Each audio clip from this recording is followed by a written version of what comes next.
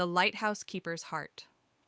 On a secluded island off the rugged coast of Maine, there stood a solitary lighthouse, its beam cutting through the fog like a sentinel guarding the sea. At its helm was Eleanor Greaves, a woman whose heart had been as weathered as the stones beneath her feet. She had been the lighthouse keeper for 10 years, ever since she left the mainland to escape the memories of a lost love. Here, in the rhythm of the waves and the solitude of the sea, she found a peace that numbed the ache of her past. Eleanor had grown used to the isolation, believing it was all she needed, until the day a storm unlike any other came crashing into her life. It was a storm that seemed to arrive out of nowhere, as if the ocean itself had suddenly decided to unleash its fury. Eleanor watched from the lantern room as waves taller than she'd ever seen pounded the shore. Her heart raced, not with fear for herself, but for anyone who might be caught in the tempest. Then she saw it, a small fishing boat, tossed and battered, being dragged toward the jagged rocks. Without hesitation, Eleanor ran to the shoreline, lantern in hand, braving the wind and rain.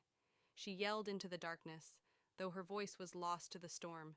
She could barely make out the silhouette of the man aboard, fighting to keep control. As she watched, the boat was swallowed by a massive wave and shattered against the rocks. Eleanor didn't hesitate. She plunged into the icy waters, her arms straining as she swam toward the wreckage. The currents were fierce, but she was determined. She reached the man just as he was slipping beneath the surface, grabbing his arm and pulling him toward shore. They collapsed on the rocky beach, both gasping for breath. The man coughed violently but managed to sit up, his eyes locking with hers. He was younger than she had expected, with dark hair plastered against his forehead and eyes the color of the stormy sea. "Thank you," he rasped, his voice hoarse but filled with gratitude. "You saved my life." Eleanor nodded, her heart pounding not just from exertion but from something deeper, a spark that she hadn't felt in years. She helped him to his feet and led him back to the lighthouse. Inside, the fire was warm, and she quickly tended to his wounds, though she couldn't help but notice the way his eyes followed her as she moved. There was something about him, something that stirred the embers of feelings she had long thought extinguished. "My name is Samuel," he said, breaking the silence between them. "Eleanor," she replied softly, feeling a tremor of something she didn't want to name. Days passed, and the storm finally abated, but Samuel remained on the island, too injured to make the journey back to the mainland. During his recovery, Eleanor found herself drawn to him in ways she hadn't anticipated.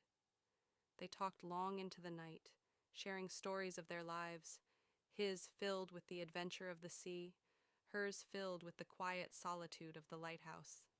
He was different from anyone she had ever known. Where she was guarded, he was open, his laughter infectious, his warmth like the sun breaking through the clouds. He made her remember what it was like to feel alive, to hope for something more than just survival. One evening, as they stood on the cliffs watching the sunset, Samuel turned to her, his expression serious. "You know," he began, his voice low, "when I was out there, I thought I was going to die. And then you appeared, like a beacon in the storm. I don't believe in fate, but maybe I was meant to find you." Eleanor's breath caught in her throat. She had spent so long building walls around her heart, convincing herself that love was not something she would ever find again. But now, with Samuel standing before her, she felt those walls begin to crumble. "I don't know what the future holds," she said, her voice trembling slightly. "But I do know that, for the first time in a long time, I feel like I don't want to be alone anymore." Samuel took her hands in his touch warm and steady. "You don't have to be. Not anymore." And in that moment, standing together as the last rays of sunlight dipped below the horizon, Eleanor allowed herself to believe in the possibility of love again. The lighthouse would continue to stand guard over the sea, its light a constant in the darkness, but now, Eleanor knew she would no longer face the night alone.